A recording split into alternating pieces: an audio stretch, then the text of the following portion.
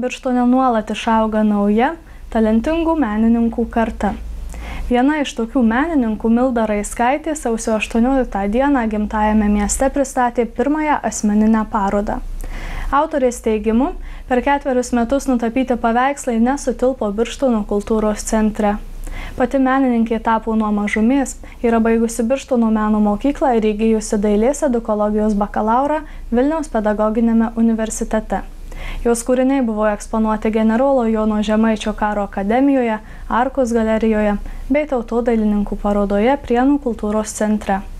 Autorė neslėpė džiaugsmo pagaliau surengusi pirmą parodą ir žada nesustoti džiuginus paveikslais ir ateityje. Mes papildome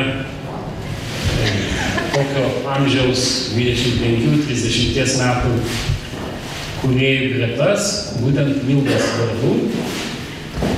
Aš senai akcentuoju, kad yra puikus kino operatorius Audrius Kemežys, yra progresuojanti džiazo vokalistė Laura Budreckytė, yra puikus garso operatorius Vytautas Kedelys. Ir dabar mes turėsime vieną iš jaunesnių tapytojų, Milda Raiskaitė, kuri šiandien kaip tik debiutuoja. Malonu, kad yra čia tėvai, mama. Džiaugiamės tuo, kad yra artimi bičiuliai. Tema yra tokia abstrakti tapyba. Linkęs tikėti, kad niekam neatrodo, kad tai labai lengva nutapyti. Džiaugiuosi jauno žmogaus drąsa nebijoti didelio formato, neužsidaryti 40-40, o vis dėlto išeiti pakankamai didelės erdves. Džiugu, puikiai, įdomi darna spalvų, ekspresija, mintis. Man asmeniškai tai patinka. Aš tiesiog džiaugiuosi už Birštoną, už Birštono meno mokyklos auklėtinę, už jos tėvus, kad jie turi puikią, talentingą dukrą. Kada pirmą kartą į rankas paėmėte teptuką? Pirmą kartą rankas teptuką paėmiau, tai labai seniai, aš atsimenu dar mokyklos laikais, sąsiuviniai buvo išterliuoti ir tušinukais ir teptukais per dailės pamokas ir matematikos sąsiuvinį ir lietuvių kalbos. Paskui pradėjau lankyti meno mokyklą, nes taip pat labai norėjau tobulėti būtent šitoje sferoje. Ir dabar jūs čia matote mano 4 metų nedarbą, o didžiausią džiaugsmą iš tikrųjų. Tai čia 4 metų šitą darbelį ir jie dar visi netilpė, nes pusė liko namie, tiesiog netilpo eksponuoti, nes eksponavau 1 aukšte ir 2 aukšte. Tai yra ne pirmoji mano paroda, jau 4, bet personalinė tai bus 1 šiemet. Kur dar galima pamatyti jūsų piešinių, ar galbūt kitokio stiliaus meno kūrinių? Galima pamatyti internete. Šią vasarą įdėjau net į kelis puslapius, tai yra internetinės galerijas, savo darbus. Taip pat dariau Facebooko puslapį savo nuosavą. Tenai įdėjau ir iš tikrųjų dabar laukiu, vieną dieną labai noriu sukurti savo tiesiog asmeninį puslapį internetinį, kur žmonės galės kaskart pamatyti, kai aš įdėsiu vis naujų ir naujų savo darbelių. Matome gan netradicinį žanrą. Koks tai žanras ir kodėl būtent jį pasirinkote savo pirmoje personalinėje parodoje?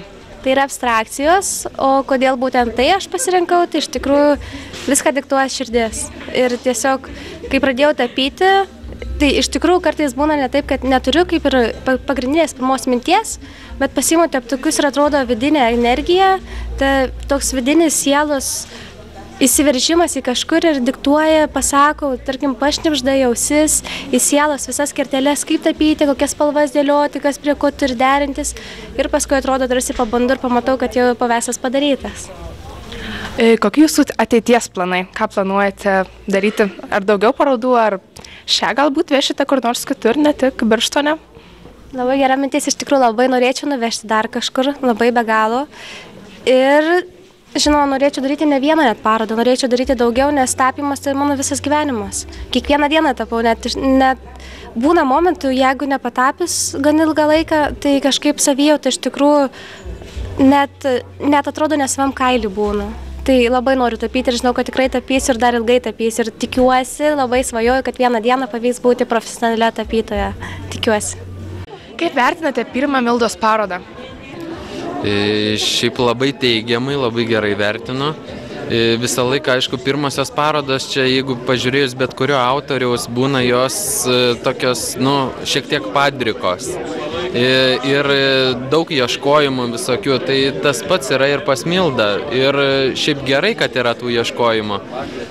Tada matosi, iš ko galima ką atsirinkinėti. O šiaip tai paroda stipri, nes dideli formatai drąsiai jaučiasi, lengvai tapo, tai tie dalykai žavi. Šiaip viskas gerai, patenkintas ta paroda.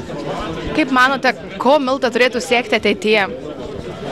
Tai tikriausia, kaip sako, menininkam dažnai būna, kad jei gali netapyk, bet kiek matau pagal Mildos entuziazmą ir darbus, kiek jų padaryta, tai matosi, kad iš tikrųjų autorė iš tų, kurie negali netapyti.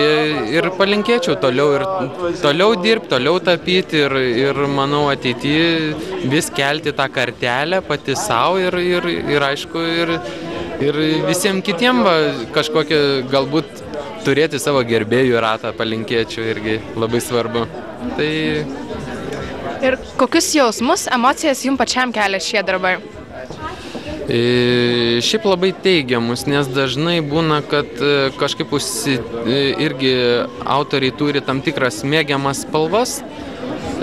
Man čia patinka dėl to, kad tai labai šventiška ir daug įvairių atspalvių, įvairių spalvų, drąsiai maišoma vieni šalia kitos. Dar tas toks kažkokie tie ieškojimai.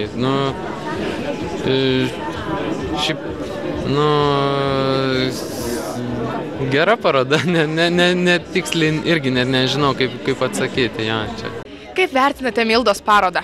Labai gražiai, labai skoningai, tiesiog net nežinau, ką pasakyti. Aš jaučiu, kad šitoje erdvėje tik tai parodai atrodo ir būtent, ne? Jo. Faktiškai, kur kitur ją galima Nebijo žmogus tokių didelių formatų. Vis tik jinai yra jauna, įžvalgi. Ką čia toliau pasakyti, tiesiog nežinau. Ar džiaugiatės, kad Milda būtent Birštone savo parodas rodo? Labai. Kadangi jos gimtinė, jinai baigus mūsų vidurinę.